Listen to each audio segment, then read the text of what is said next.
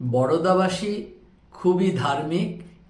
এখানে অনেক মন্দির আছে, প্রতিনিয়ত তারা মন্দিরে যায়, পূজা পার্বণে তো যাই।